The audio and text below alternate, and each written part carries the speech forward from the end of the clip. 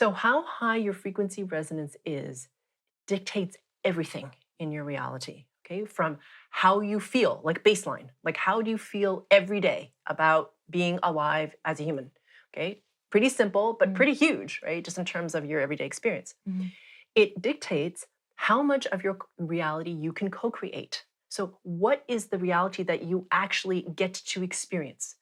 The harder, the lower your frequency resonance, the heavier and denser the reality is that you will call to you. That is what you experience, unfortunately, but that's really what it is. mm. Also, how you perceive your reality is dictated by how high your frequency resonance is, right? Because just imagine if your frequency resonance is low, you're not feeling good about generally life, right? The way you filter or see the world is it kind of sucks.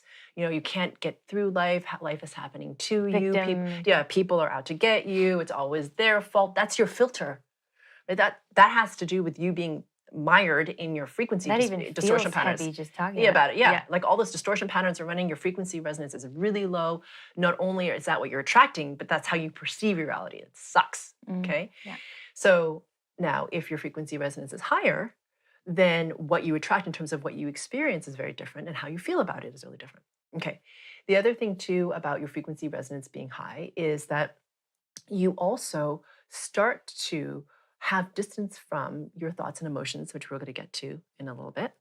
But it also dictates how easily you can create manifest, which we'll also talk about in a little bit. Mm, But all of these things start to come into play, and the higher your frequency resonance is, the more you're able to be in a state of neutrality where you're not so attached to the outcomes because you're mhm. more in flow.